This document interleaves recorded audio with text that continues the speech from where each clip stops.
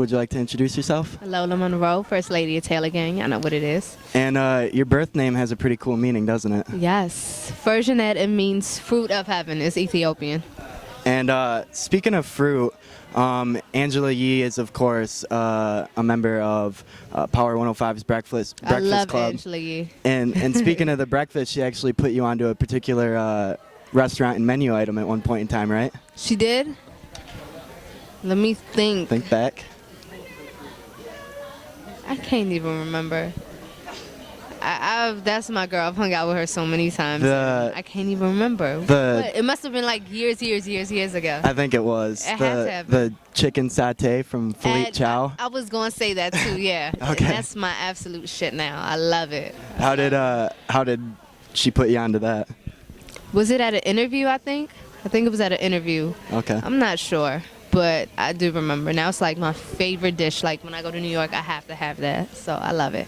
And you don't really eat pork, but you will eat, a turkey burger every now and again. Yeah, I don't eat pork. I try to stay healthy. I used to eat rat shit a little bit before, but I got on top of my diet and things like that. It's hard when you're on tour though, because it's like you just gotta eat on the go. But I try to eat turkey instead of beef most of the time, and chicken and fish. Do the turkey burgers help you get along better with Wiz, since those are his favorite? I don't know. Speaking of Wiz, what was your reaction when he said that he feels like you're the best female artist he's ever heard? She's iller than any female artist I've ever heard in my life. Tough words. Yeah, she's so much better than any female because just her lyrical ability. And I know a lot of people say that shit, but she's from DC, and nobody's heard that story before. Nobody's heard that story before from a female. You know what I mean? You've heard like all these other stories and all this other shit, but you haven't heard her yet. So I feel like she's different. She's better. We've had talks of that. It kind of caught me because it was on an interview and things. But yeah. I mean, Wiz is someone that's realistic, and he just speaks on how he feels. It wasn't insulting. It wasn't anything. It's just like how he felt. He's there, listening to my music and everything that I've produced, and he watches my hard work and things like that. So Right. he was just being realistic, and I saluted him for that.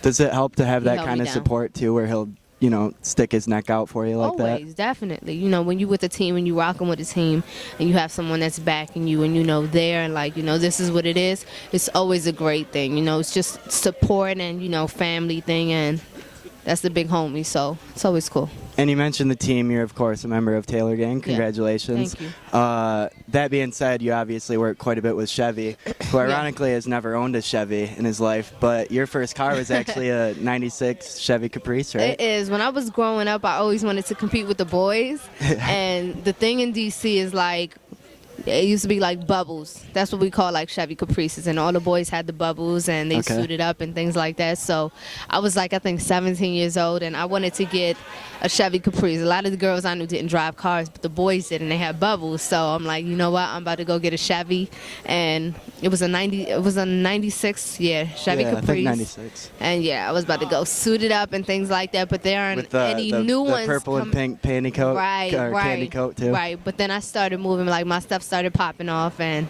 I started going out of town and things like that, but that was definitely my first whip. Is your dream car still a Bugatti? Or has that changed as things progressed? Those are one of my favorite cars, definitely, but I saw the Lambo truck.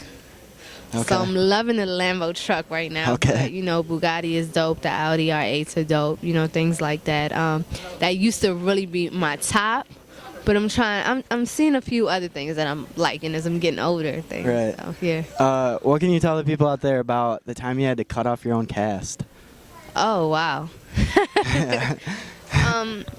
Well, that was around the time I first got on my own, and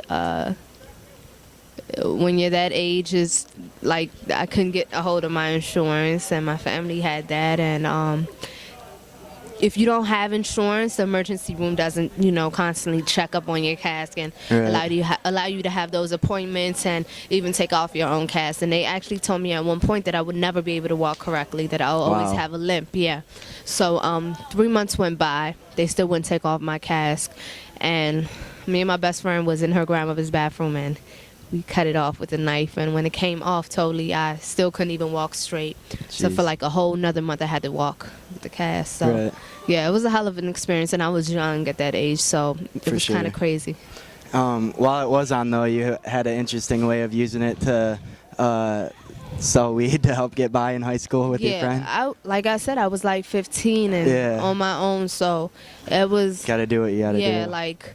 my options of getting cash and eating and making sure I'm good was very, very minimal, you know what I mean? Yeah. So, and especially with a broken leg. So me and my best friend had to go cop ounces of weeds, bag it up, and put it in my cast, stuff it in there, and go through the metal detectors. And of course, they don't check. They won't go through my cast. And when you were like 12, you used to write poems and stuff. Yeah. And roses are red and violets are blue.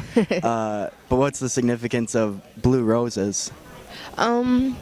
Well, it's an independent feeling. You know what I mean? It's a representation of independence and going out there and doing things that people feel like you're not supposed to do or feel like you can't do. So I got it tatted on my neck.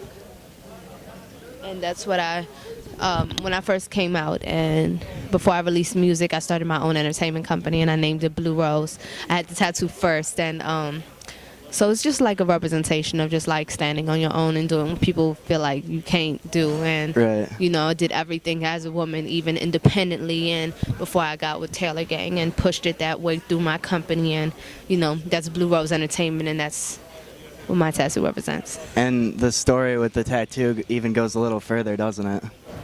What way? And like with what happened after the tattoo? Yeah, after I got the tattoo, before that I had my first love, first boyfriend, first everything for a long time, name tatted, and things changed, and I got it covered up with a blue rose, and he passed away. Well, he got killed about a year ago, and ironically, when I went to his funeral, I've never seen a blue rose before in my life, like an actual blue rose, and his funeral had blue roses everywhere, like all over the place. Was it just a coincidence? I think it was just God. I don't know. Yeah. Things crazy. Working, vibey, crazy ways. So, not to keep putting a damper on things, but speaking of passings, today, I don't know if you know this, is actually the anniversary of Marilyn Monroe's death. Okay, wow. Yeah, I'm really on tour. Yeah. I didn't know that, yeah. And then for the people who don't know, how does that kind of tie back to you? Well, I related to her in so many different ways, and she was a very passionate person about her craft, and everything she wanted to do, she went out and did, even beyond the speculations and people just judging her and things like that. So I grew a connection from how she started off and how I got into it and what she reached. She did modeling, acting, singing, all of entertainment, and her legacy went on for years and years and years after she passed away. So that's very inspirational, and I connected with her through her story. You mentioned kind of how you guys had similar ways of how you sort of sifted through the industry. But, I know music has always been your escape, and when you're at 14 and 15, you would rewrite love songs and stuff, and now you're in the studio 24/7. Right. So that being said, at this point in your career, do you consider music your life? Yes. 100%, no doubt about it. It's like my everything. It's not gonna be my all. It's definitely a stepping stone for me to get into. I've already done acting, but I'll definitely escalate into higher levels and things like that. And but for most of the part, music is my number one love, and it's my everything, and it's what I dedicate my time to 24/7.